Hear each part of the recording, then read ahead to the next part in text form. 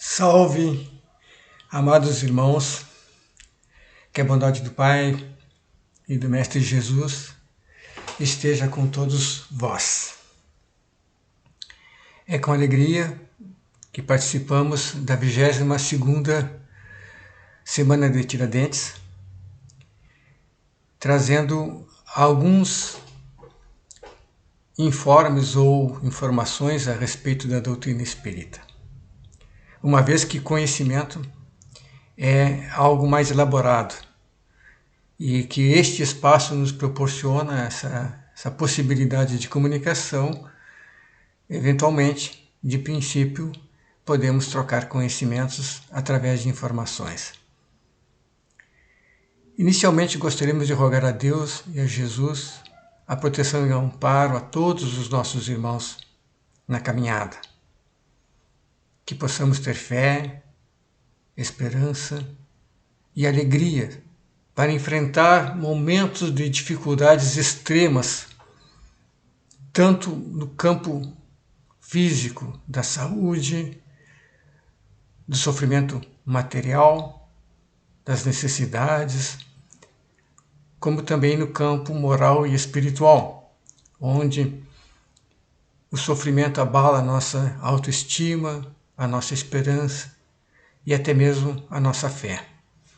Então é nesse sentido que rogamos a Deus, a Jesus e a toda a pleiade de espíritos elevados que concorrem para a nossa evolução, a proteção e o amparo. Especialmente aos irmãos que vivenciam as experiências dolorosas desta pandemia, sejam diretamente ou indiretamente, que possam todos ser abençoados pelo Mestre Jesus. O tema que nos traz hoje, a participar dessa semana de Tiradentes, trata da distinção entre os conceitos de espiritualismo e espiritismo, uma vez que são palavras semelhantes, que têm a mesma raiz, mas que têm sentidos, significados e aplicações diferentes.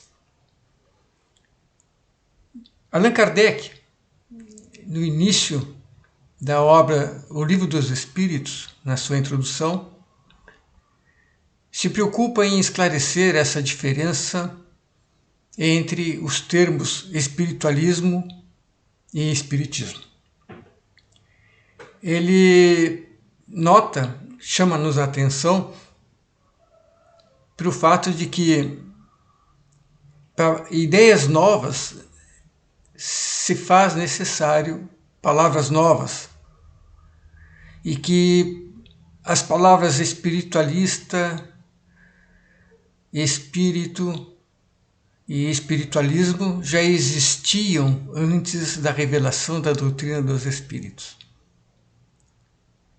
E tinham significados próprios que já eram de domínio público, em vários idiomas, e que não haveria necessidade de se acrescentar mais um adjetivo à expressão espiritualista, ou espírito, ou qualquer coisa semelhante a isso.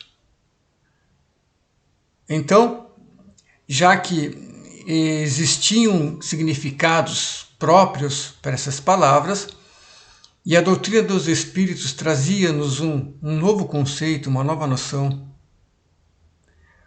uma vez que os próprios espíritos se apresentam como tais, dizendo-nos que eles eram os espíritos. A doutrina era dos espíritos. Então era necessário uma distinção entre o conhecimento que nos traziam e o conhecimento que dispunhamos até então.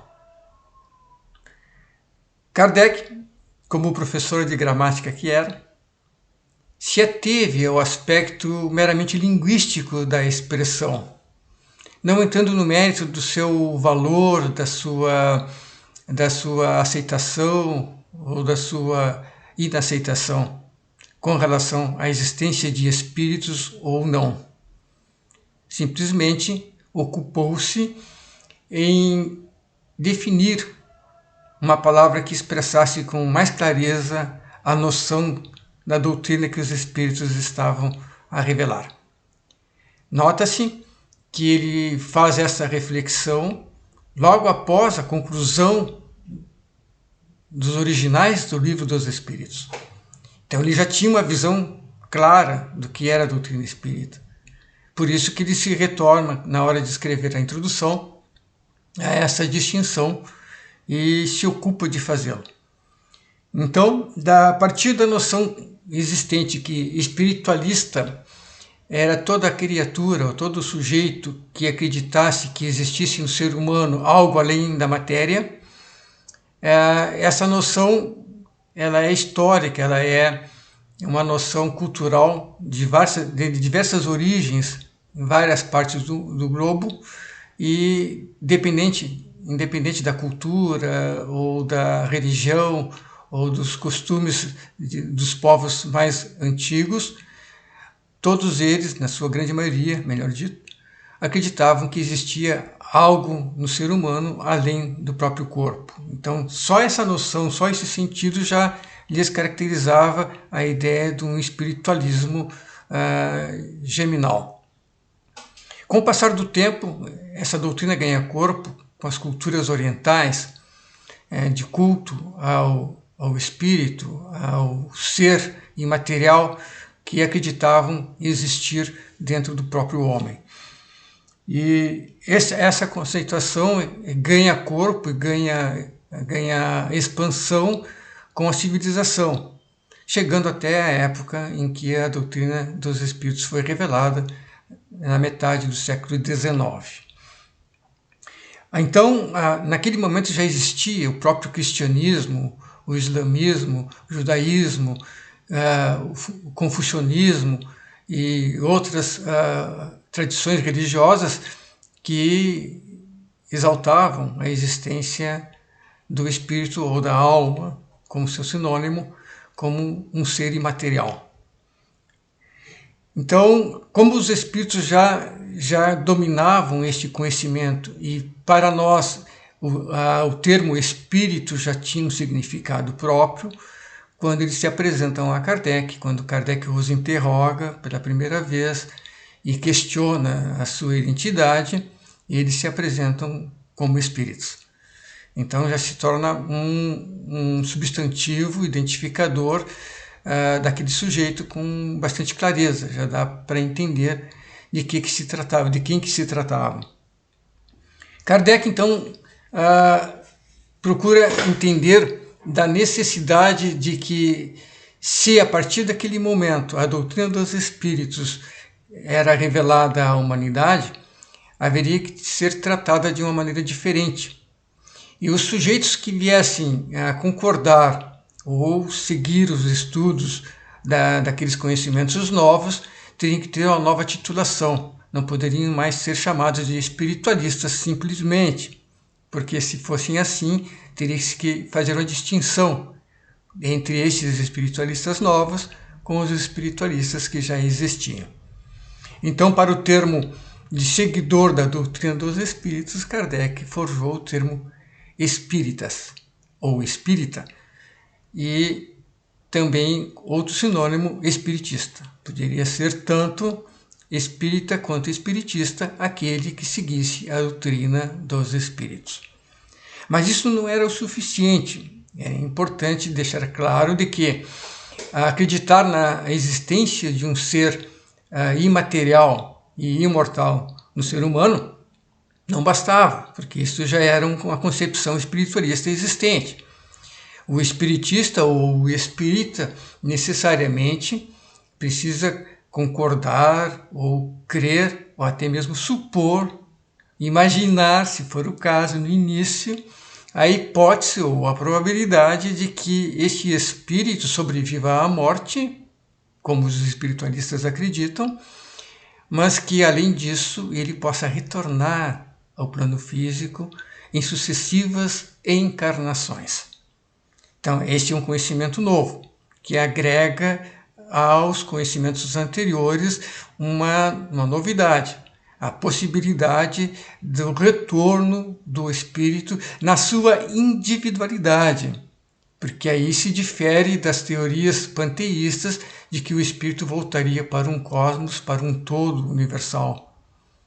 Então, a doutrina dos espíritos revela a identidade preservada, a individualidade daquele sujeito, mesmo depois da morte física do seu corpo. A possibilidade, então, do retorno à Terra é conhecida como o fenômeno da reencarnação. Então, este fenômeno passa a ter um conceito próprio, uma explicação apropriada a partir da revelação da doutrina dos espíritos, ou do espiritismo. Então, além disso, o espírita precisa compreender e buscará certamente compreender a possibilidade das comunicações entre os espíritos que não mais fazem parte da Terra com aqueles que aqui ficaram. Então, as comunicações entre espíritos chamados desencarnados, ou os espíritos dos mortos, com os espíritos encarnados, ou aqueles que aqui se mantêm, essa possibilidade é conhecida como o fenômeno da mediunidade, que é um fenômeno natural que permite a comunicação entre estes seres em estágios ou planos vibratórios diferentes. Além disso, a doutrina espírita também revela ao homem a possibilidade da renovação e da reforma íntima. E para que sejamos considerados espíritas, ou para que nos consideremos espíritas, Kardec chama a atenção para a necessidade de seguirmos um código de ética moral. Este código de ética é o cristianismo. Então, a doutrina cristã, ou a doutrina do Cristo, é um modelo de reforma íntima de cada indivíduo e da sociedade como um todo. Esta é, digamos assim, a novidade que os espíritos trazem ao inaugurar uma nova era, a era do espírito, e não uma nova religião. Tanto que a doutrina espírita quebra o paradigma das religiões até então reveladas com o fundamento de que a fé deve ser raciocinada. A fé raciocinada é uma característica de uma fé lúcida, a partir do esclarecimento da lógica, da utilização da intelectualidade e do raciocínio lógico do homem para compreender os fenômenos da natureza e os princípios que a doutrina dos espíritos lhes eram revelados.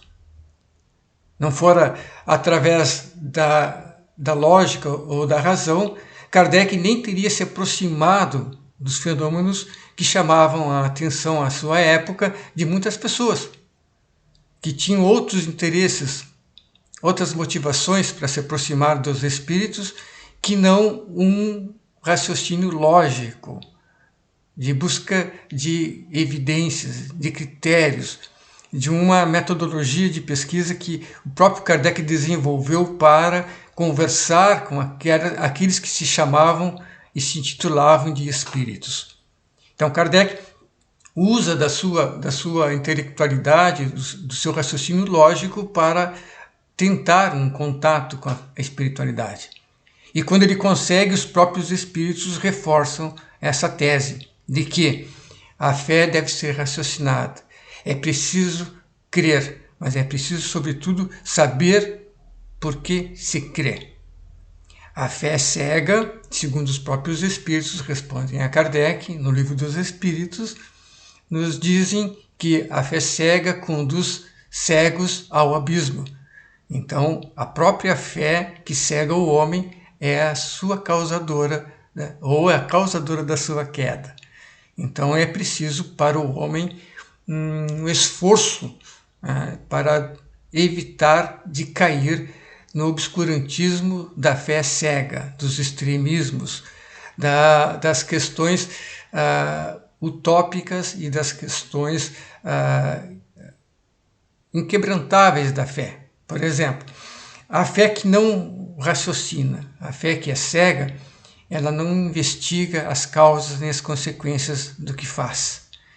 e isso deixa o homem à mercê de muitos problemas que a própria história nos tem enriquecido de exemplos. Então, voltando ao próprio Kardec, quando ele se preocupa nessa definição, ele também deixa a noção de que a alma é um sinônimo de espírito, para que as pessoas pudessem entender a doutrina espírita.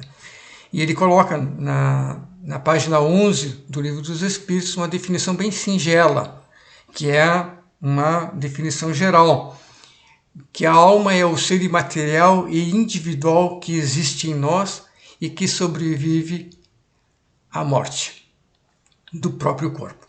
Então, essa noção de alma ela vai acompanhar todo o desenvolvimento do conhecimento dos espíritos, não só naqueles livros ditados naquela época a Kardec, mas também as próximas obras que viriam no futuro, né, que vem até hoje. Então a palavra alma é uma palavra aceita como sinônimo de espírito enquanto estamos aqui no plano físico e nos favorece a compreensão daquilo que os espíritos nos dizem. Só que Kardec também se preocupou em fazer uma distinção entre os conceitos que a alma já trazia consigo com relação ao próprio homem. Ele diz que a alma animal é a alma que existe em todos os seres vivos, seres vegetais, nos seres animais e no próprio homem.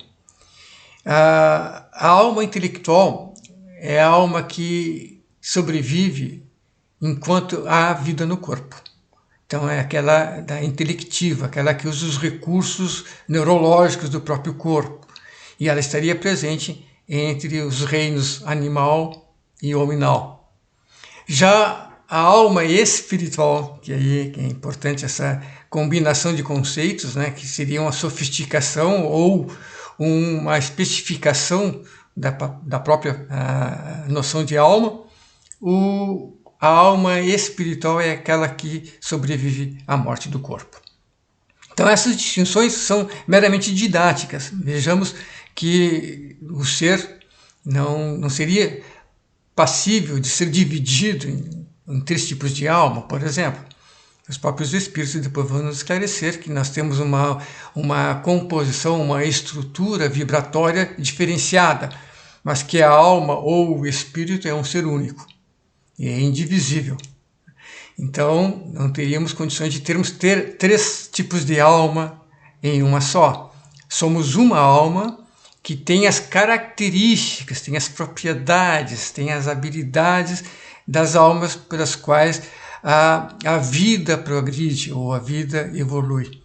Então, a alma do homem seria uma resultante dessas composições.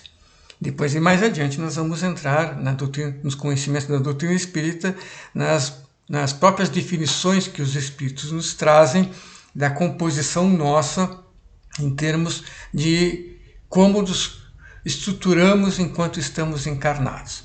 Mas isso não é o tema de hoje.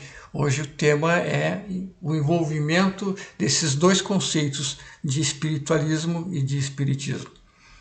O espiritualismo também defende a ideia de que a alma seja a expressão maior do sujeito. Então, dependendo da cultura ou da cultura religiosa que defenda esse conceito, acrescentará à alma uma importância maior ou menor. A doutrina dos espíritos nos dá a possibilidade de nós enxergarmos a alma como uma expressão da criação divina. Tira da alma toda e qualquer mitificação com relação ao seu próprio endeusamento. Então, o homem não é um deus ou semideus. O homem é uma criatura de Deus. Então, nessa proporção de hierarquia e de identificação da nossa posição com relação O Criador e a própria criação nos dá a possibilidade de nós nos colocarmos no nosso devido lugar, como seres, criaturas de Deus. Entretanto, essa definição ela nos parece ainda muito ampla, muito vaga. E o Espiritismo vai nos trazer, ou vem nos trazer, melhor dito, uma noção mais clara, dizendo-nos de que, no momento que nós nos encontramos, que não é muito distinto daquele em que se encontravam as pessoas que conviviam com Kardec a questão de 1,5 século atrás, não temos as condições ainda de cogitar, de investigar a nossa origem. A nossa origem repousa ainda num passado inacessível para nós no momento. Entretanto, desde que quando nós nos reconhecemos como seres, quando adquirimos a consciência do próprio ser, nós temos a possibilidade já de nos reconhecer como indivíduo e no agregado como sociedade.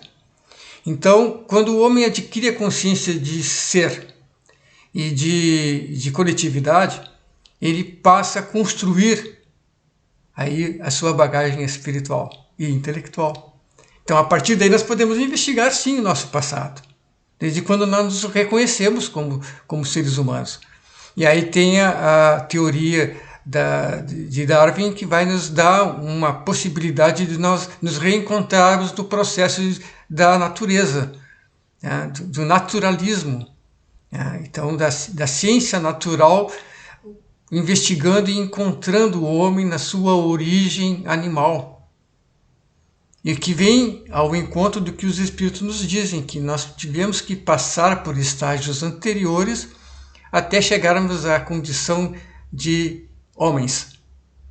E aqui, quando nos referimos ao termo homens, ou homem, nos referimos ao seu termo genérico de comunidade ou de ser comum a dois gêneros. Então, o homem como humanidade, como indivíduo da humanidade, como representante da humanidade, passa a ser, então, um indivíduo reconhecido. Então, a ciência revela ao homem a sua origem antropológica, né, baseado na ciência natural. Enquanto que os Espíritos nos revelam a identidade espiritual do homem enquanto na natureza espiritual. Então, são naturezas que se complementam. Aí nós poderemos chegar na grande construção, no grande conceito macro de que a natureza é uma só, mas que ela tem classificações e divisões em nível de conhecimento que o homem, através da ciência e da consciência, busca conhecer. Então, a doutrina espírita nos dá essa possibilidade de nós chegarmos até os dias de hoje já com uma noção mais clara entre o que é ser espiritualista e ser espiritista ou espírita.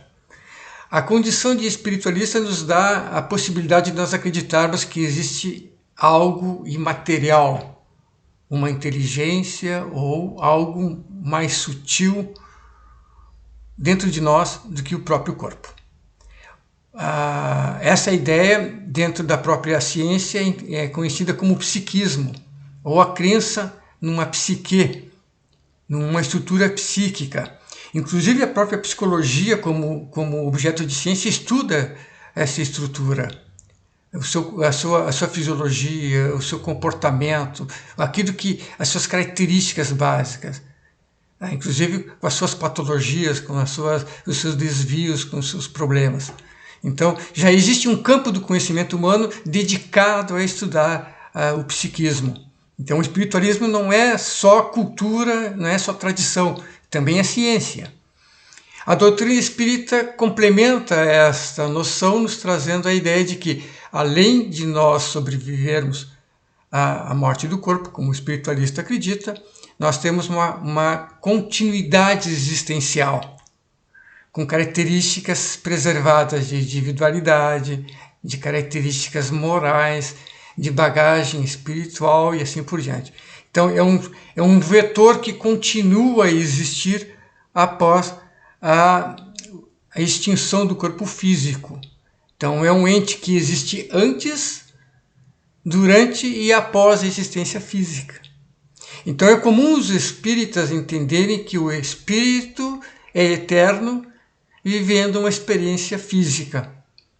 Então, essa noção de transitoriedade ou de início, de passagem, de saída da vida física é uma noção que a doutrina espírita nos traz, alargando o nosso horizonte de percepção da nossa própria existência.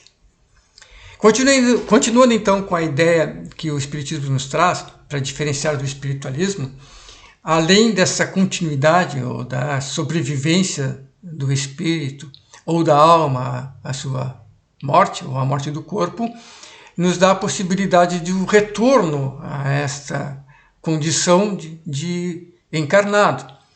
Isso que os Espíritos nos revelam como o princípio da reencarnação ou das reencarnações sucessivas. Além disso, não só as reencarnações são sucessivas para o indivíduo, como para toda a sociedade, que evolui progressivamente, num processo contínuo e ininterrupto, porque mesmo depois de desencarnado o espírito continua trabalhando pela sua evolução.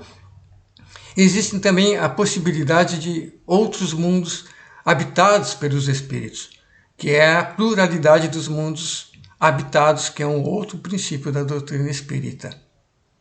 Sem entrar propriamente nesse mérito, sem entrar na sua descrição, nós só estamos citando para trazer aos irmãos a ideia de que quem é espírita precisa também conviver ou investigar essas possibilidades. Outra possibilidade que é real e que é bem mais popular é a comunicação dos espíritos encarnados com os desencarnados e vice-versa. Essa possibilidade de comunicação, ela já faz parte da própria história humana, ela está registrada nos nossos históricos, culturais, religiosos do passado, em que os homens buscavam consultoria, né, que é uma palavra bem moderna, se consultavam aos seus antepassados. Muitas tribos preservam essa cultura até hoje, de consultar os seus antepassados para nortearem, para se orientarem na condução dos seus destinos aqui na Terra. Então esta é uma outra possibilidade que já é mais popular, por ser tradicional, por fazer parte de muitas culturas, e que a doutrina espírita nos esclarece da sua viabilidade a partir da ciência espírita, que é o estudo dos fenômenos espíritas. Então, aí um novo ingrediente.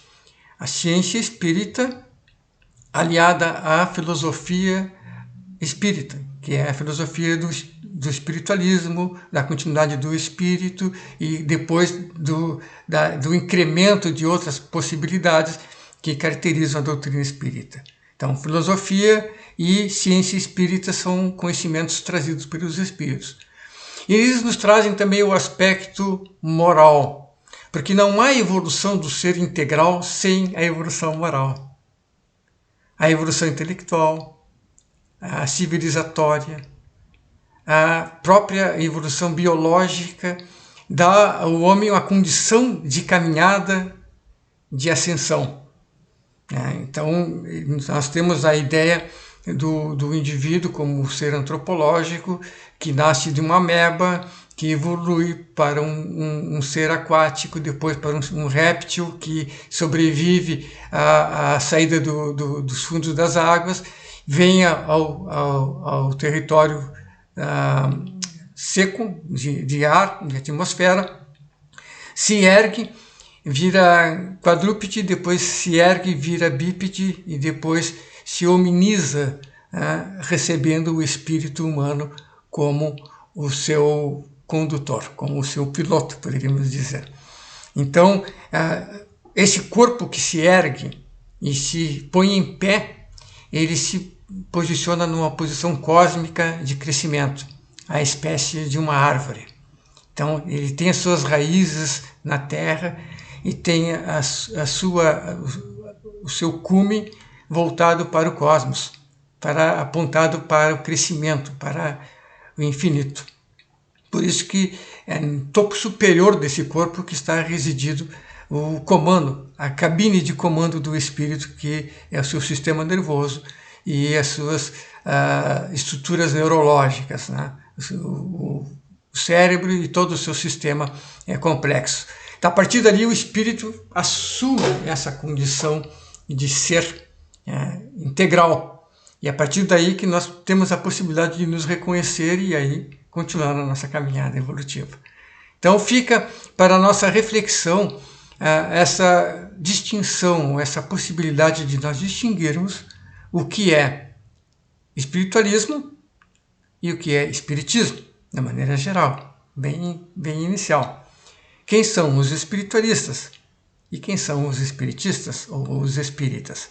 A partir daí, nós poderemos encontrar pontos em comuns entre os dois e poderíamos até dizer, com um certo grau de precisão, de que todo espiritualista acredita na alma ou na existência do espírito, mas que nem todo espiritualista é espírita. Por outro lado, todo aquele que acredita na doutrina espírita, nos seus princípios e tenta conhecê-los e tenta desenvolvê-los em si, é espírita e ao mesmo tempo é espiritualista, porque preserva aquele conhecimento, aquela noção da existência do espírito ou da alma no indivíduo. Então, são conceitos complementares, não exclusivos, não excludentes, não se excluem um ao outro, se complementam. E essa é a ideia que a doutrina nos traz, de complementaridade no nosso conhecimento sobre nós mesmos. Com a graça de Deus, com a bênção do Mestre Jesus, nos despedimos, melhor dito, agradecendo pela oportunidade que nos é dada e rogando ao Pai, ao Mestre Jesus, que proteja e ampare a todos. Que tenhamos uma semana com saúde, com paz e progresso para todos. Fiquem com Deus.